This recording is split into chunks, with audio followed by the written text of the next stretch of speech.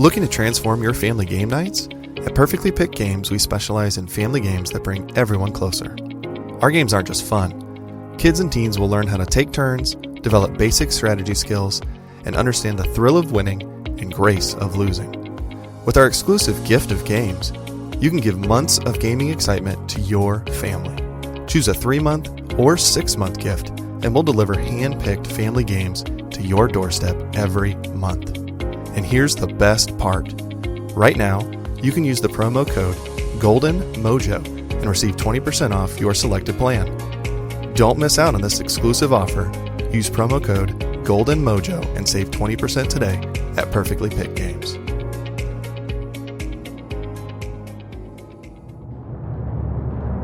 Welcome to the United States of Paranormal Podcast. Sit down and buckle up for an enlightening ride through everything cryptid, creepy, and paranormal.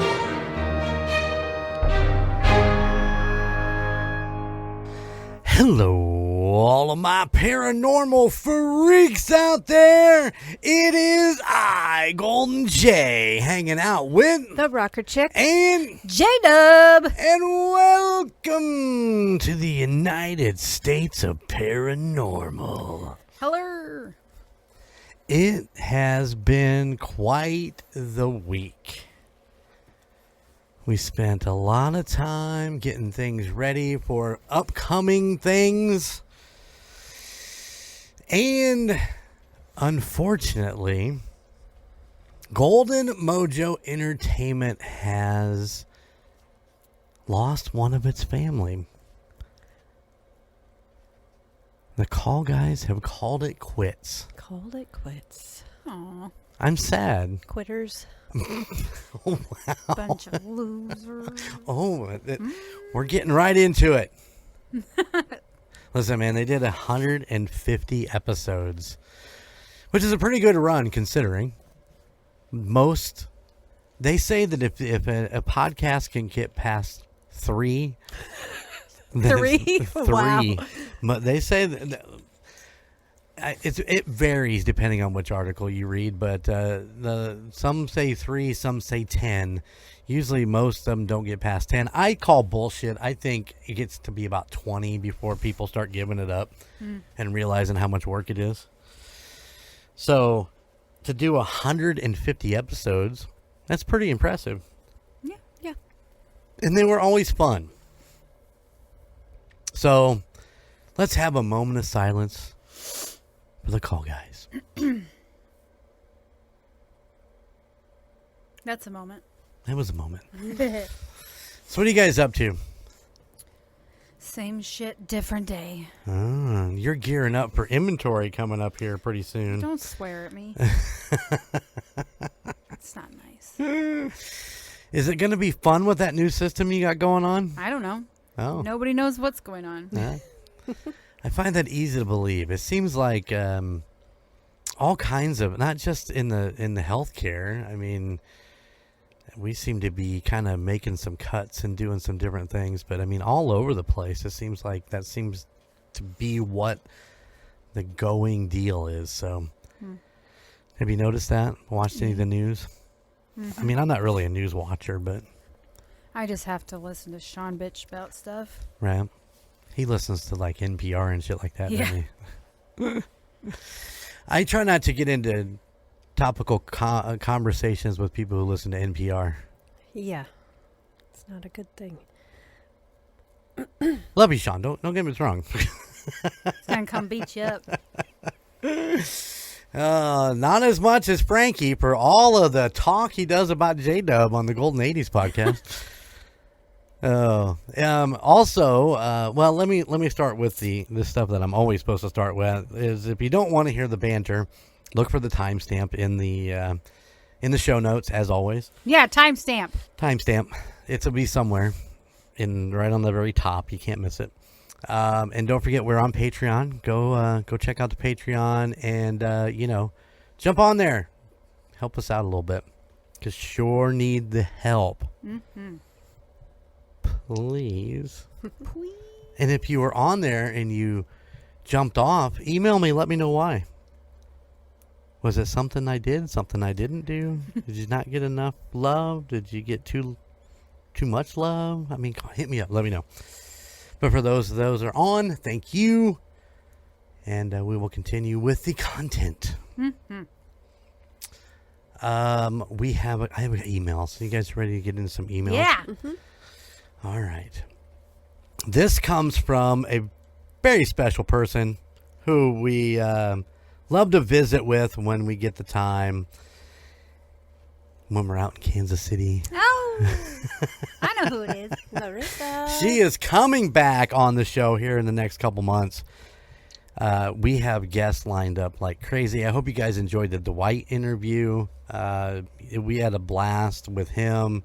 He is so smart about everything Fowler in that town, and it's just fun to talk to him. But Yeah, sorry I couldn't be on that one. I know it was a weather thing. We probably it got a little hectic around here. Yeah, ooh, scary. Yeah, we probably ought to mention that, shouldn't we? That our neighboring town of Bourbon got railed pretty hard with an EF1 tornado as it ripped through the town over there. Yeah, it wasn't too far from your house. I figured it's about a mile, and it ended. The tornado itself ended about 1.5 miles north of my house. That's too close. Yeah, it was pretty close. The bad thing is it was 1.5 miles south of my mom's house, so it gosh. split us right in the middle. It's just, yeah. It wasn't that bad here. Ugh. Mason was texting. I'm like, it was just enough wind to blow up your skirt. Yeah, and blow my horse shelter out over you- again. That you thing's toast. Lost the shelter again. Mm-hmm. Were you able to set it back up and kind of just use it for the time being? Or? No, she's on her back. Yeah.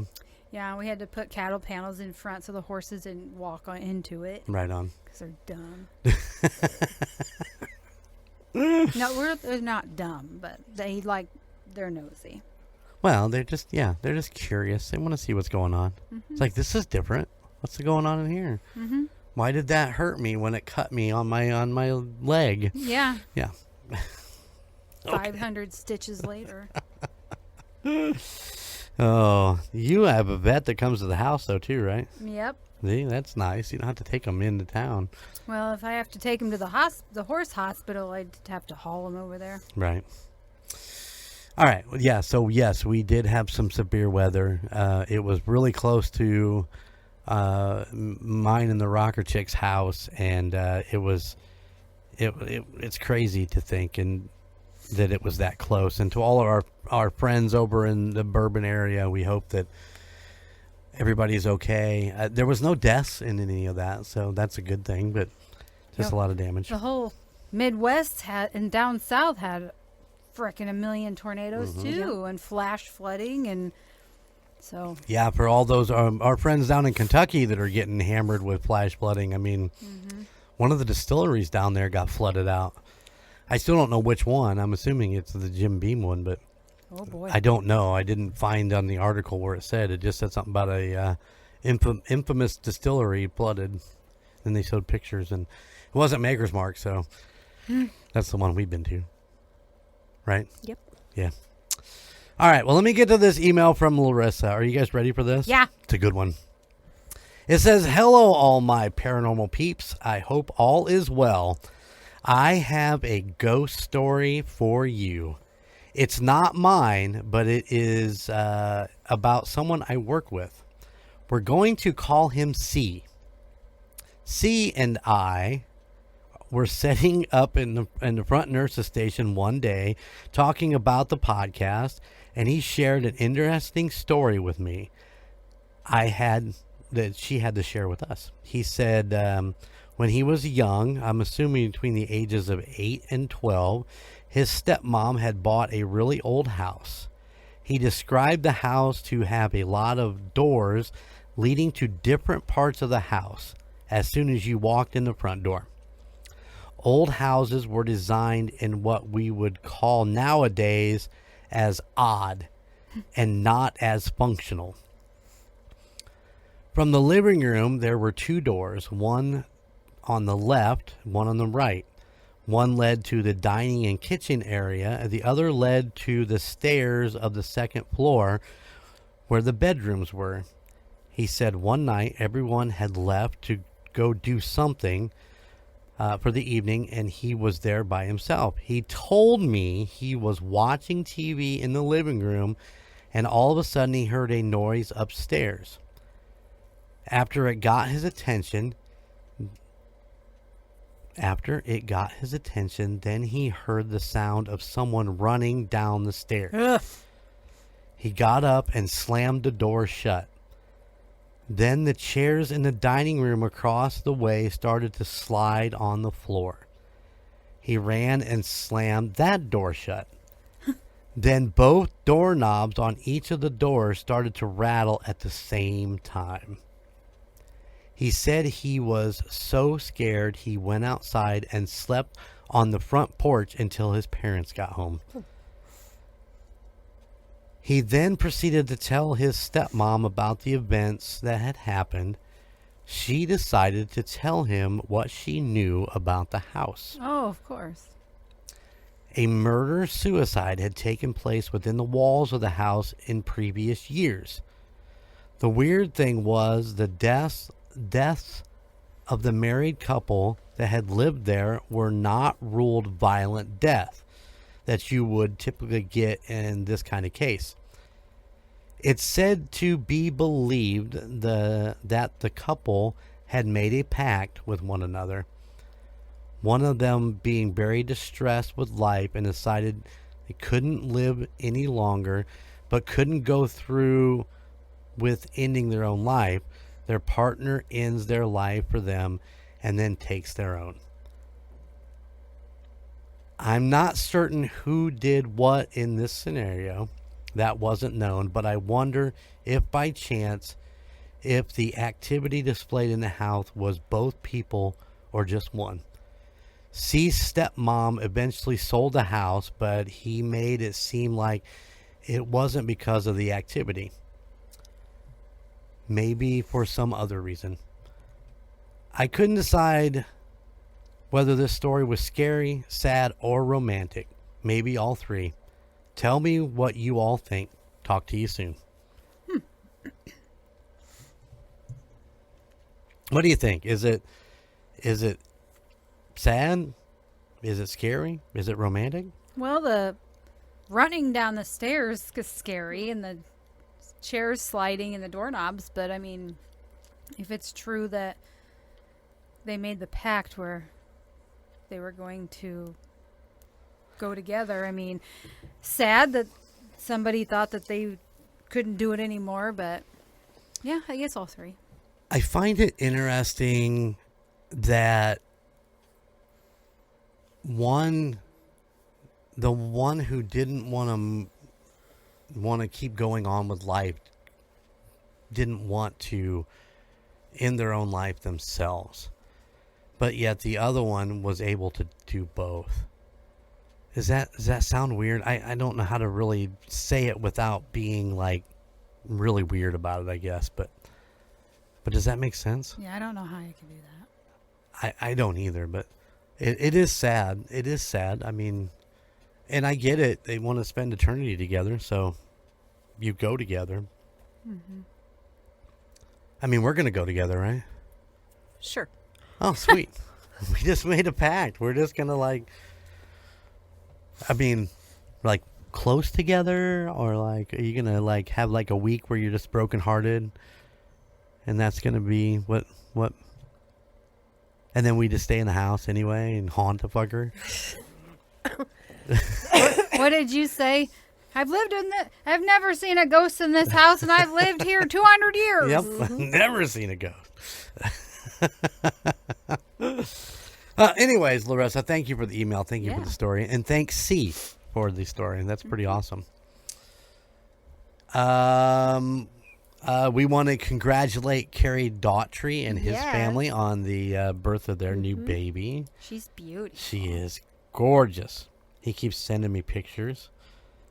Eric sent me. Hold on, I got the. I always have a problem with pronouncing Eric's last name. Jerebic, Eric Jerebic, sent me a video from his hometown in Rockford, Illinois, about some secret tunnels and basically underneath this old abandoned building that they got out there.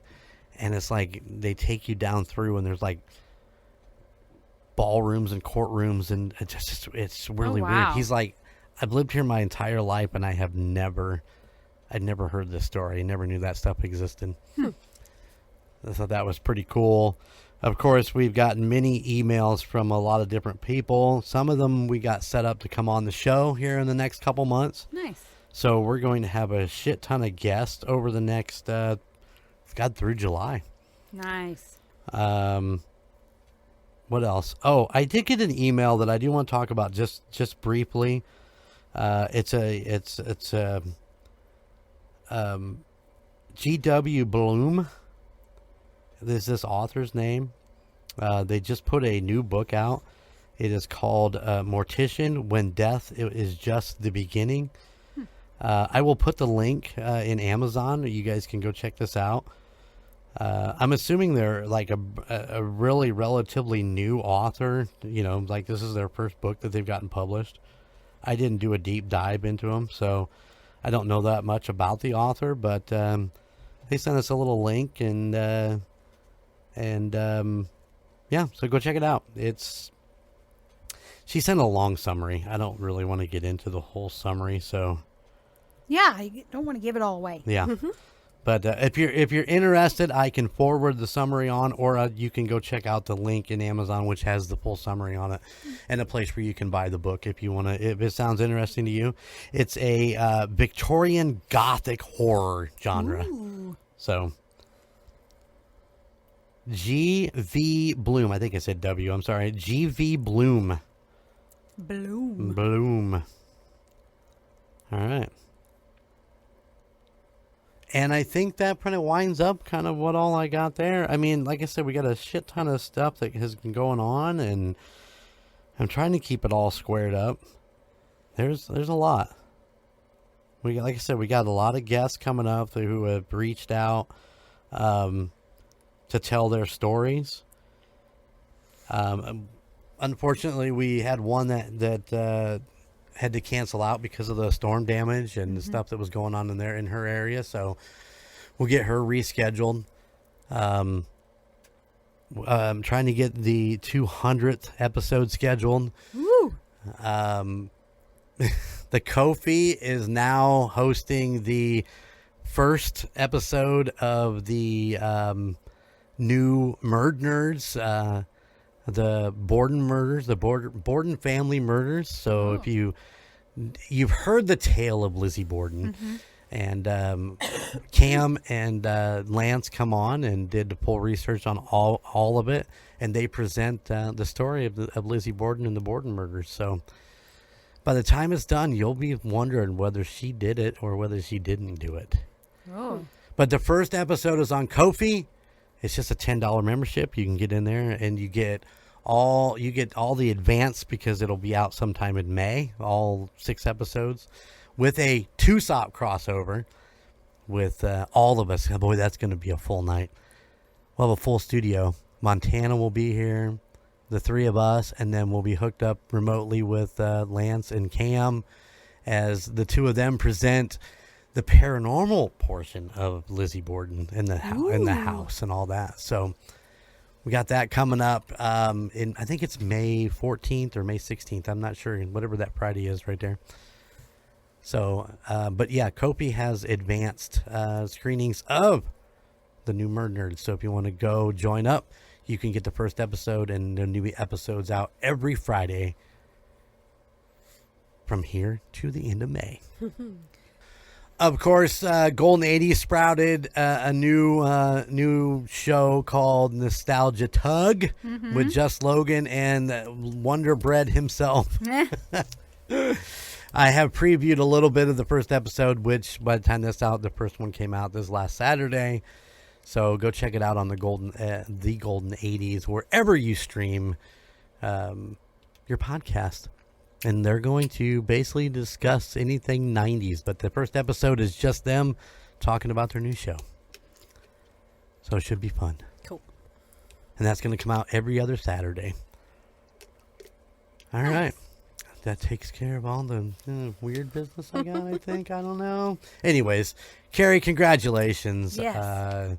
We're so happy for you. We're happy that everybody's home, safe, sound, and doing well. So, and there was something else. I forget what it was. Something with your Hira.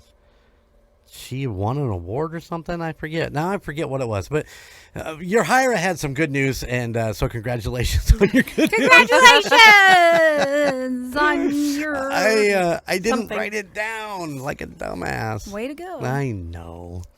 Anyway. But we love you. We do.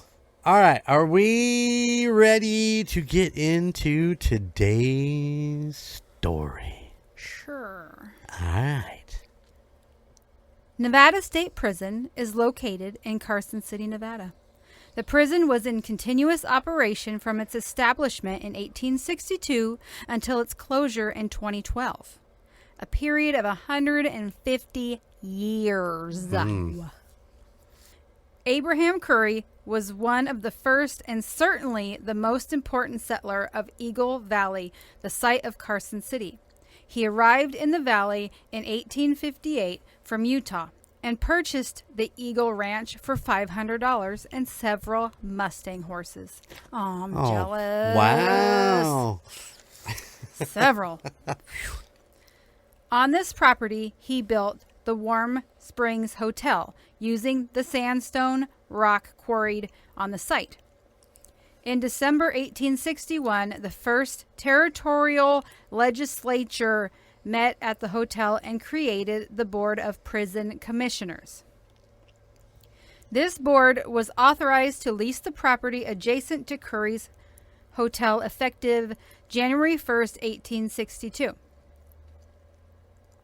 This is the date for the establishment of what was to become the Nevada State Prison. Curry was also appointed as the first territorial warden of the prison on that date. The territorial legislature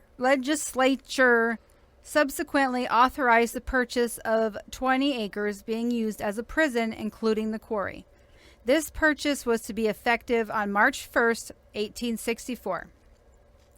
Curry was given $80,000 in interest-bearing bonds for the property. On October 31st, 1864, the territory of Nevada was admitted to the Union. The Constitution of the state established the Board Prison Commissioners, composed of the Governor, Secretary of State, and Attorney General. The Lieutenant Governor of the state was to act as the ex officio warden in order to provide him with a salary. Lieutenant Governor John Crossman thus became the warden of the institution on March 4th, 1865, and remained so until January 1867. On May 1st, 1867, a fire occurred at the prison, with total loss of all buildings and all of the prison records. The buildings were rock and mortar structures covered with dried wooden shingles. It was assumed that the inmates set fire to their shed-like housing. I don't blame them. In 1870, another fire occurred and a major portion of the institution was again destroyed. This incident resulted in a construction project using quarried stone on site and inmate labor to build substantial structures. Hell yeah, use that labor. Yeah, on September 17th, 1871, the most dramatic event in the history of the prison in the 19th century occurred. The captain of the guard was attacked while locking the inmates into their cells on this late Sunday afternoon. 29 inmates participated in this escape, acquiring guns from the armory, shooting Lieutenant Governor Frank Denver and several guards, killing 2 people. Most were recaptured, 2 were hung by a posse, and the ringleader was never found. Oh. Convict Lake in Mono County, California is where the escapees made their last stand. In the late 1870s, inmates working to quarry stone in the prison discovered the fossilized footprints of prehistoric creatures. In 1882, the Carson City Sheriff communicated this discovery of the footprints to the California Academy of Science in San Francisco. The footprints were correctly identified as La Brea fauna of the Pleistocene era, but were attributed to a previously unknown race of giant humans.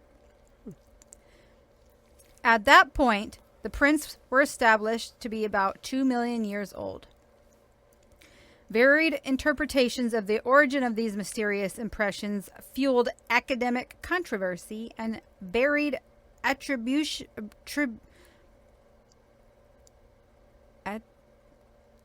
varied opinions from giant humans to giant sloths. Giant sloths? Ooh. Oh, I love sloths. I also love hippos. In the end, the sloth advocates won out in 1917. Other prints included mammoths, native horses, large birds, dire wolves, and the sloths, big-toothed cats, elk, and deer. In 1901, state legislature required that all executions be conducted by hanging at the state prison in Carson City, beginning in 1903. The first inmate executed at the state prison was John Hancock on September 8, 1905. The largest multiple execution in the history of Nevada occurred on November 17, 1905, when 4 men, Thomas Gorman, Al Linderman, Fred Reed, and John Sevener, were executed using double gallows for the murder of a transient they threw off a moving train while they robbed the boxcars. 2 Native Americans, Indian Johnny Shoshone and Joe Ibapa, were executed using double gallows on December 7, 1906 for the murder of another transient. The Nevada State Legislature passed a law in 1910 allowing condemned inmates to choose between execution by shooting or hanging. Well, wait, what would be your choice? Shooting? Get it done. That's what I was just thinking. Done. Mm-hmm. Andriza Mirkovich was the first and only inmate in Nevada to be executed by shooting. In 1921, a bill authorizing the use of gas was passed by the legislature. 10 men had been hanged at the prison before the law was enacted. Condemned murderer Guy John of the Hip Sing Tong Criminal Society became the first person to be executed by this method in the United States. Guy John. Sorry. I said John first. 32 men were executed in Nevada's 3 gas chambers between 1924 and 1979. In 1983, the state changed the method of execution to lethal injection. On December 6, 1985, serial killer Carol Cole became the first inmate to be executed in Nevada by lethal injection. The last execution in Nevada was in 2006. A total of 12 men have been executed by lethal injection. In December of 2016, the execution chamber at the state prison, or Ely State Prison, was completed. Hence, executions were going to be carried out there. Right. The Nevada State Prison remained the only state prison until the Department of Prisons expanded in 1964 with the opening of the Northern Nevada Correctional Center on the prison farm property in the Stewart area of Carson City. Nevada State Prison operated as the state's maximum security until 1989 when the Ely State Prison was opened in eastern Nevada. The decades of 1970 and 1980 were characterized by inmates. The decades of 1970 and 1980 were characterized by inmate violence and legal challenges to an inadequate correction system. The institution witnessed several murders of inmates, high-profile escapes, numerous hostage incidences, and attacks on staff. The prison also became troubled by racial tension and the rise of prison gangs. The operation of the prison became an issue in the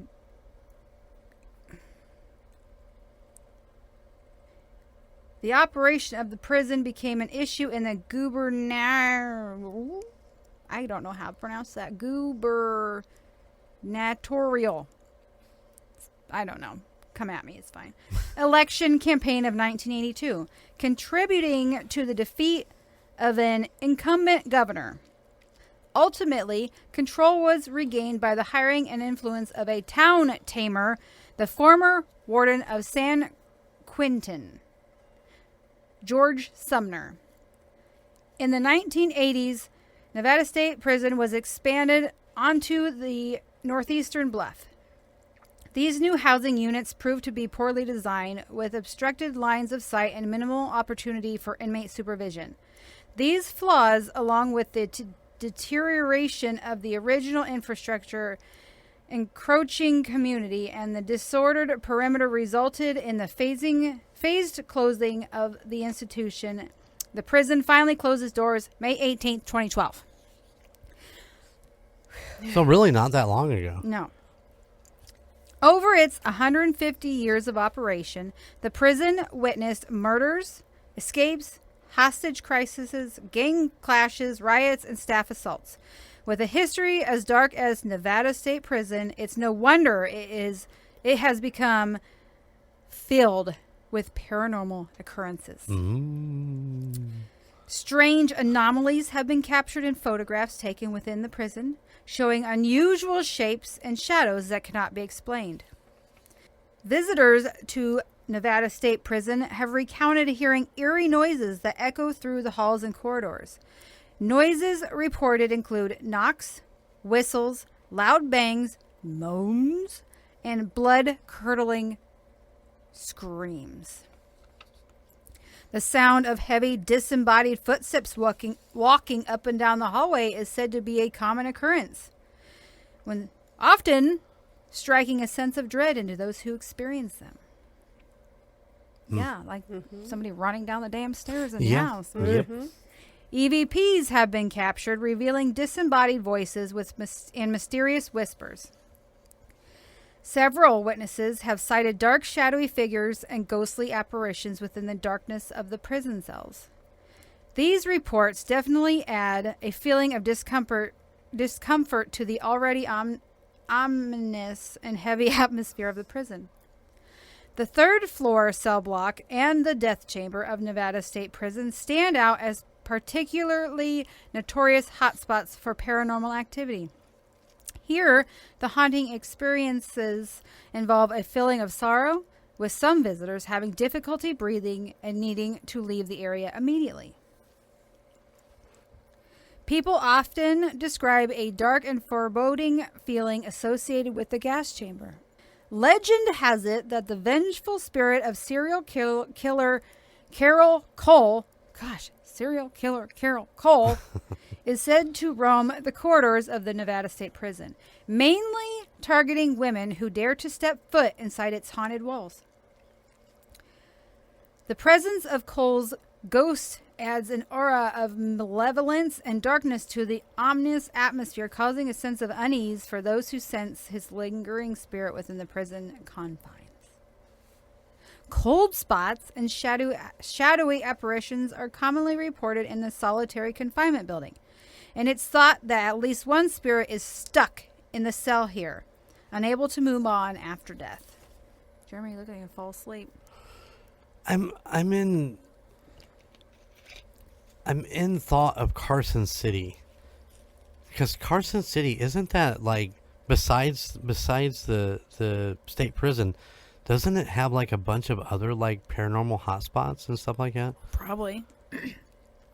I'm trying to remember why Carson City really pops out at me. Well, you can look later. I will. I will definitely look into that.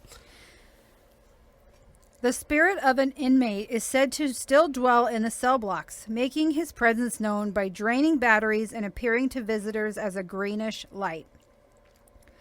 The spirit of the man who died in a botched hanging is also said to reside at the prison, lingering near the death chamber. He can be heard as a disembodied gasp. All right. He can be heard as a disembodied gasping, a struggle for air.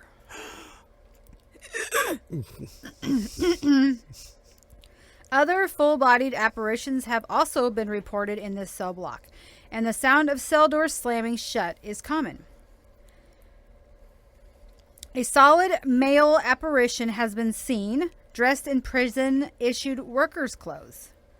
Around the gallows, spirits tend to harass visitors, and moving cold spots are felt year-round, especially in the summertime. A large man nicknamed Big Louie has been reported in the cell blocks as well.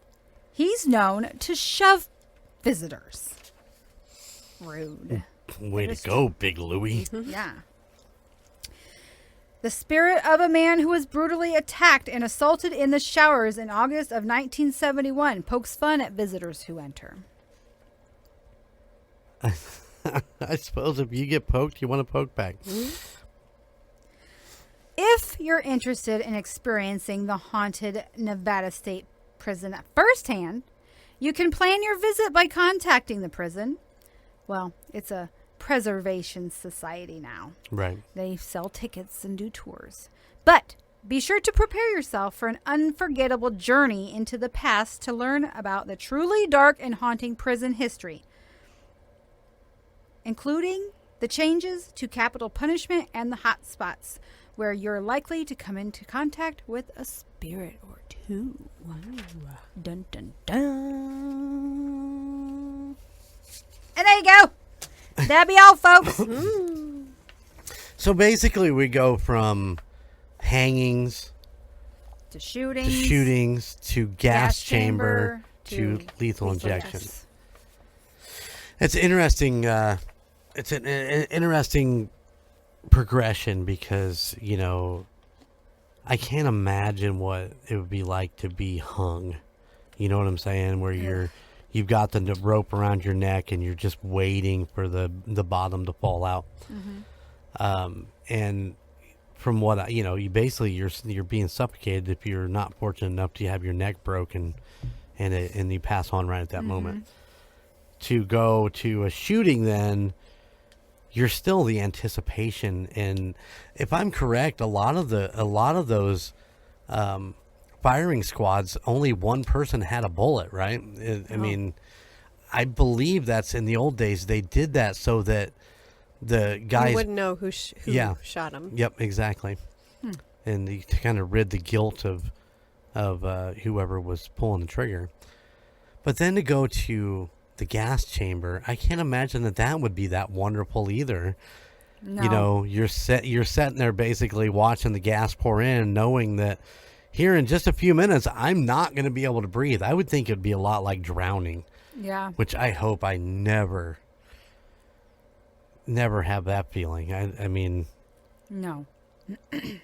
but lethal injection is probably where, you go to for, if you're going to have the death penalty, it'd probably be the most humane way to go, because you just, if you don't like needles, you're not gonna like it. But you know what I'm saying? It's like you just take the shot, you just kind of sit back and let it take its course, and you just kind of drift off. But Well, that's like, and people are probably going to come at me for this, but I don't care.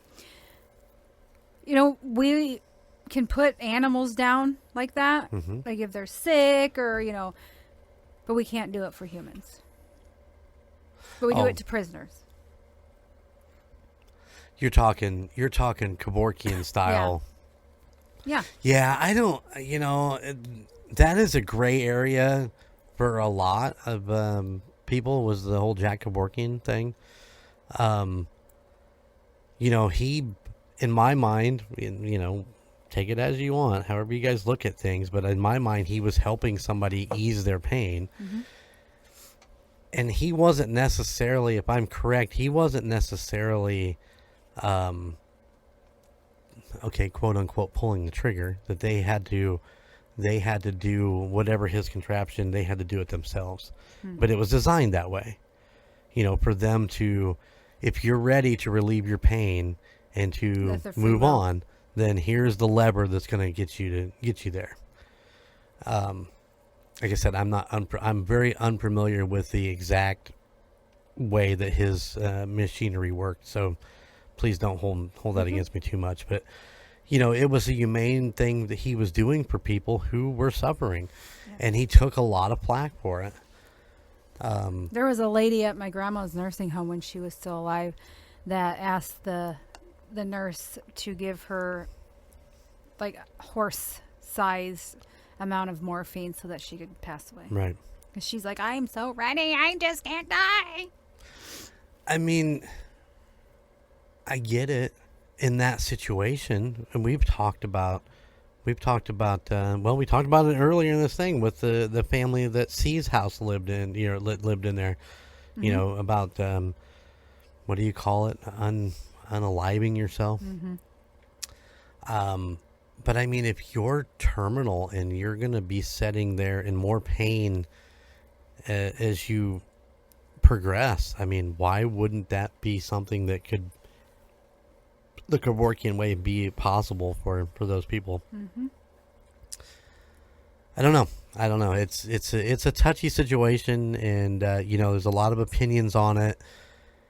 And I don't think that any one person's opinion is right or any one person's opinion is wrong. There's a lot of ways to look at it, but it is a hard subject to talk about and a hard subject to breach, and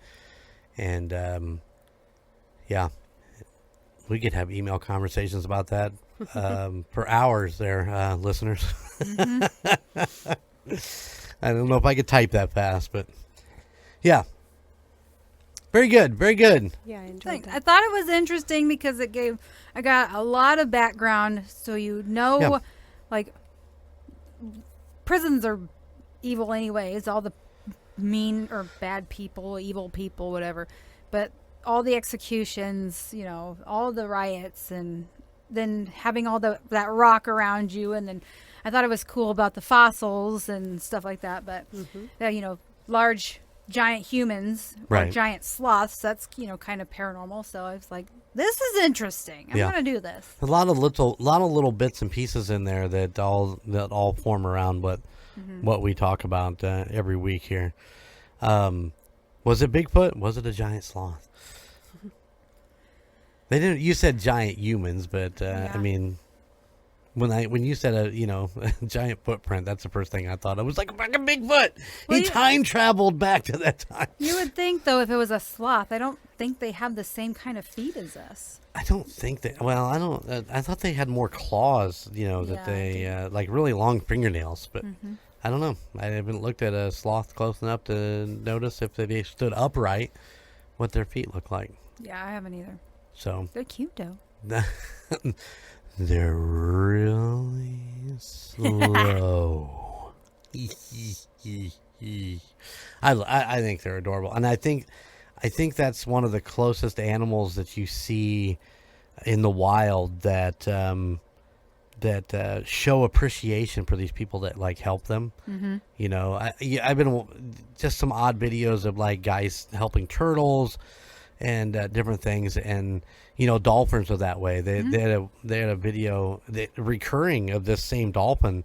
It keeps coming back to the same boat of these guys that helped him get out of some netting or whatever. Aww. And he keeps bringing them like fish and different shit that he's pulling out of the bottom of the ocean for him.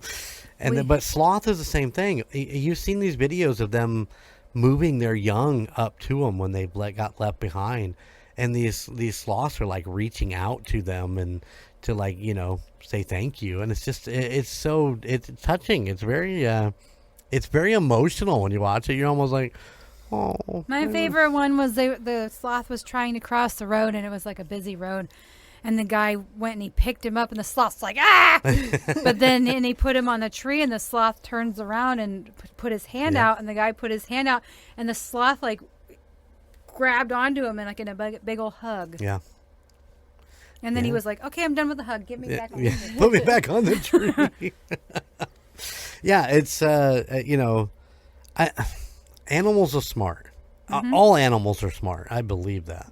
Except cats. They just don't give a fuck. They're just demons. I did see a thing the other day that dogs actually can do basic math. They can count to, 4 or 5 or whatever and different stuff. And their actual dog's age equivalents are 3 or 4 of a 3 or 4-year-old child.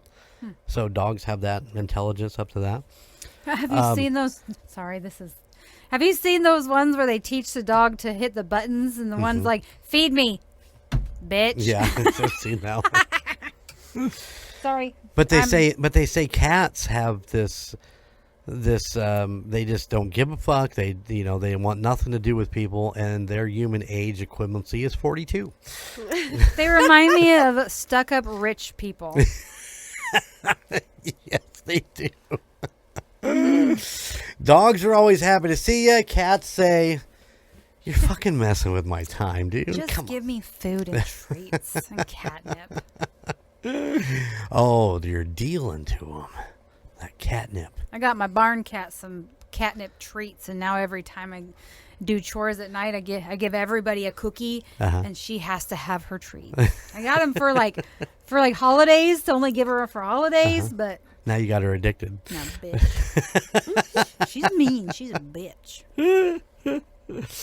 Oh, all right. Well, very good. I enjoyed definitely enjoyed the history, and it was interesting hearing about all the paranormal stuff that's actually in there.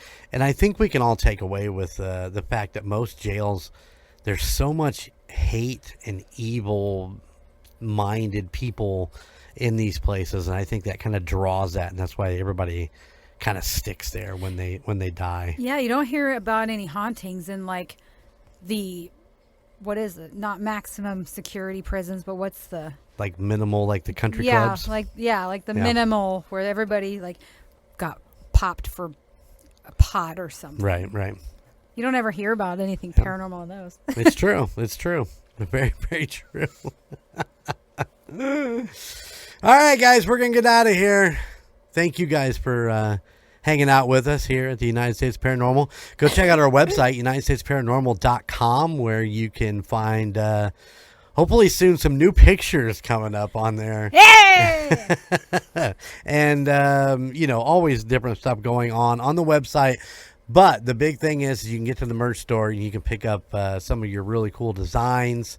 Celestial Stag, the Great White Bald Beaver, cast, Parafeet. There's just lots of things on there.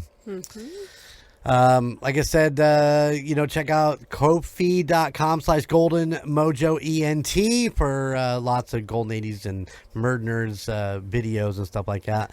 And of course, United States Paranormal Patreon at patreon.com/Tucson. And go watch my documentary on the Ghost Files on YouTube. When I looked yesterday, you were at 1,750,000. What? Wow. Yeah, I didn't look today to see if you're only 50,000 away from 1.8 mil. Holy cow! Yeah, it's still rocketing up, and people are still reaching out through United States Paranormal at gmail.com. Yes. And other places too. There I am, and it's through Facebook and different stuff like that. So keep them coming. We want to know if you like the documentary and what's your thoughts on it. So if you have any shitty comments, email them to us. Listen, people who have shitty comments just do it under the YouTube. They don't spend the time emailing. No, because they're scared. They wouldn't say it to my face. Yeah, that's right. All right, guys. Until next week. Keep it spooky, and I'll see you on the other side. Bye. Thank you for listening to the United States of Paranormal podcast. Check us out at UnitedStatesOfParanormal.com, where you can find our Spotlight of the Month, Fan of the Month, and all of our amazing merchandise. Or you can find us on social media at Facebook at the United States of Paranormal, Instagram at the United States of Paranormal, and YouTube at the United States of Paranormal 1795. And don't forget, we are now on Patreon. Just go to patreon.com/2sop. Please check out the other podcasts in the Golden Mojo Entertainment Network of podcasts. The Call Guys, Golden Image Podcast, Indiana Chiefs Fans, Golden 80s, The Gridiron Kings, Murd Nerds, and A Quart of Books and Booze, all of which can be found at goldenmojoent.com or wherever you stream your favorite podcasts. And if you have a location or a story that you would like for us to check into, please email us at the United States of Paranormal at gmail.com. Please like, rate, and subscribe wherever you listen. Thank you for all of your support. Bye.